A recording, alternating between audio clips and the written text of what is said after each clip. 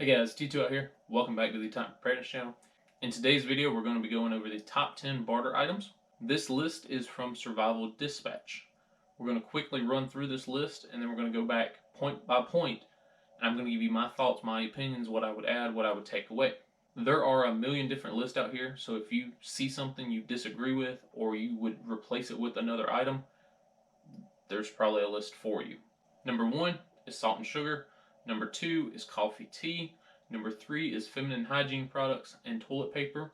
Number 4 is tobacco and alcohol. Number 5, arms and ammunition. Number 6, food and water. Number 7 is batteries. Number 8 is meds. Number 9 is fuel. And number 10 is gold and silver. So let's go through them and see what I would add or what I would take away. Number 1, salt and sugar. The average household maybe has a 5-pound brick of sugar and one of those little tubs of salt. Past that, that's it. If you're out working in a field all day, you are going to be burning through your sweat. So yes, salt and sugar is definitely a priority. Salt is also good for stopping bleeding. It's also good for securing your meat, preserving your meat. Here in America, we don't make sugar. And so it would be very hard to find anything other than honey that would be sweet in nature. To that, I would add in honey. Honey is also good for medicinal purposes and it's easy to barter with, especially if you are able to raise honeybees. It's a renewable food source.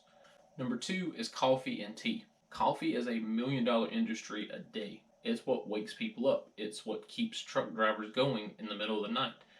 If you've ever worked third shift and you haven't drinking a cup of coffee, there's something wrong with you. And so coffee is a huge beneficial morale boost. If you have set up a compound or a security and you're having people do nighttime patrols and you're having people, trying to stay awake on a post for X amount of hours, bring them a cup of coffee. It gets them a little bit more alert, a little bit more awake. And coffee is something that no matter where you're at in the world, there's a form of coffee. And people of all different nations have sat down and drank a cup of coffee together. Tea is a substitute. Tea has medicinal purposes as well. It'll help you fight colds. It'll help you get through whatever ails you. So yeah, add tea when you can't find coffee. Number 3, feminine hygiene products, toilet paper, and diapers. We saw the run on toilet paper earlier this year. Now, toilet paper is not necessary for survival. There's other things that you could do. Use a bidet, use your left hand. Everything's starting to restock. So while it's here, stock up on it because people will trade something good for something soft against their rear end. The second part of that is feminine hygiene products. Most females keep about a month's supply. Past that month, what are you going to do? There are reusable options. I don't know anything about them, so I'm not going to pros and cons them. Diapers. Guys, we go through like 100 diapers a week. Keeping a stock of diapers is hugely beneficial for us. If that stockpile ever ran dry or if the stores ever ran out, I don't know what we would do. We would have to swap over to cloth diapers if they're available. If not, what's your option B for a diaper? To number 3, I would add in any consumable cleaning / body cleaning product. Have soap. If you don't have soap, learn how to make soap. Eventually, you're going to want to shower. You're going to want to wash your clothes. If you're walking around in filth all day, the chances of you catching an infection or more bacteria go up. If you can wash your body or wash your clothes once a week, you're less likely to catch something. So things like body wash, things like soap, things like laundry soap for your clothes. Eventually you're going to run out of paper plates and paper cups, so you're going to have to hand wash dishes. So add in dish soap to this. Anything that you use on a weekly basis that would be hard to replace if something were to happen to the stores. Like I said, soaps, shampoos, body washes, laundry soap, dish soap. Number 4, arms and ammunition. I know people right now that will tell you that no matter what, they are not trading their guns or their ammo at the end of the world. Those people are the same people that would head to a pawn shop to pawn their gun because they can't make their cell phone payment. Those people have never been in a situation where it's your grandpa's old shotgun versus your next meal. I would not trade my last bullet. I would not trade my last firearm. If you're a prepper, you more than likely have more than one. And you can only shoot 1 to 2 guns at a time, so how many do you really need? The rest are all for trade. If I've got grandpa's old shotgun in the closet and I've only got 5 more rounds for it, heck yeah, I'm going to trade that thing off so I can get meals for the next week. And I might be the first one to tell you that I would pawn off a gun or barter off a gun. If you look into real, true world events like the modern survivalist went through, people were trading guns left and right. People were trading ammo left and right. It was one of those hot commodity items that was hard to come by. Now, of course, with arms and ammunition, you only want to trade with people you know unless it's desperate times. There are safety and security when it comes to trading in general. Just follow those same guidelines. Number 5 is tobacco and alcohol. This is one of those that I'm not stockpiling.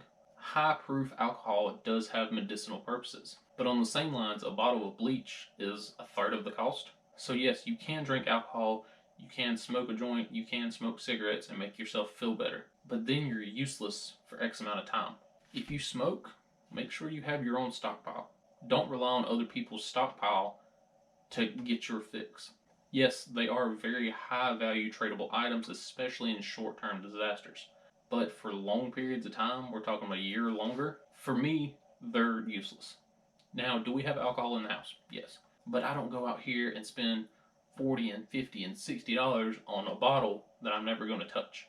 That extra $40, $50, $60 on alcohol and tobacco can be spent elsewhere in my preps to make sure I have more rice, to make sure I have more beans, because those rice and beans are far more tradable than trading in the one guy in town that smokes or the one guy in town that needs a drink. I've never seen someone who's an alcoholic live in a mansion. You're hoping that by stockpiling that $20 bottle of alcohol, you're going to trade with that alcoholic down the highway. He's got nothing to begin with, so you're going to trade your $20 bottle of alcohol that's worth a lot more now because the world's ended for him for what? Dirt? You lost me on that one. If I'm wrong, let me know in the comment section. I would love to have a discussion and maybe do an entire video dedicated to alcohol, tobacco, and the green stuff for trading purposes. Tobacco, alcohol, and weed will garner the attention that you don't want versus, 1 pound of rice. Speaking of rice and beans, number 6 is food and water. To this, I would add in seeds, I would add in water filters, I would add in tools that you can use in a garden, I would add in preservation methods, anything that you think you need to go with that food, including spices. For us, water is lower on the totem pole than food would be because we live in a very water-rich area. Just because people have access to that water doesn't mean that they have access to making it clean and safe to drink.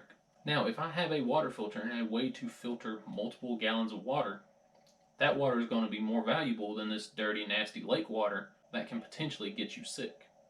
People are going to look at your water that's dirty and nasty. People are going to look at my water and want to trade with me, especially if it's the same price as what you're offering. If you're able to set up a bucket adapter system like we did with the Hydro Blue, go ahead and have everything you need and know where your water sources are and then know your routes.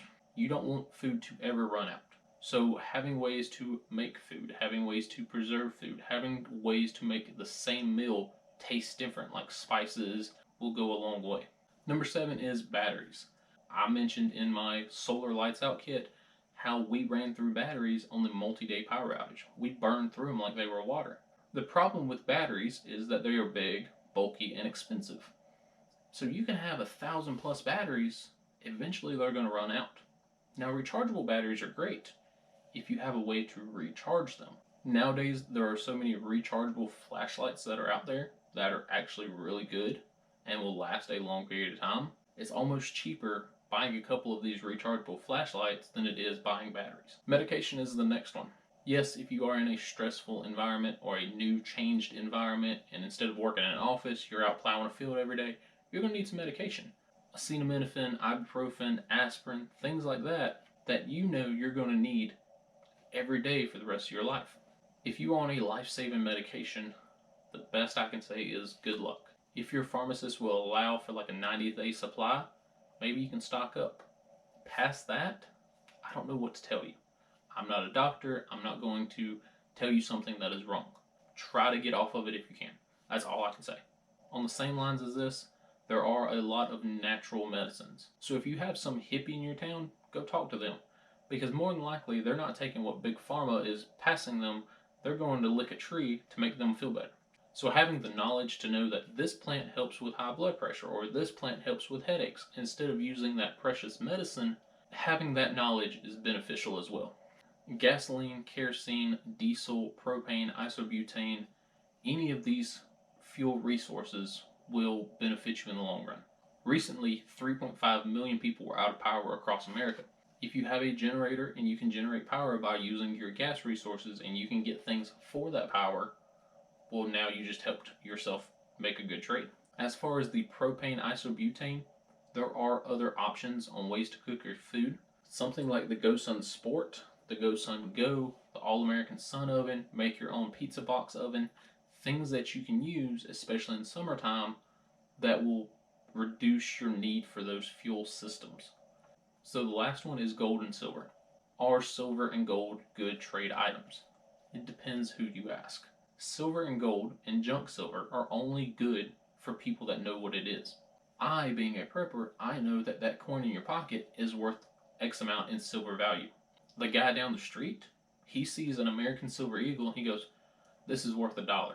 But you're not, no, it's worth $30 because it's an ounce of silver. You have to know who you can trade with that's silver and gold and it still be valuable. Let's say, for whatever reason, the US economy went down. So our dollar drops. Now some new dollar has came up.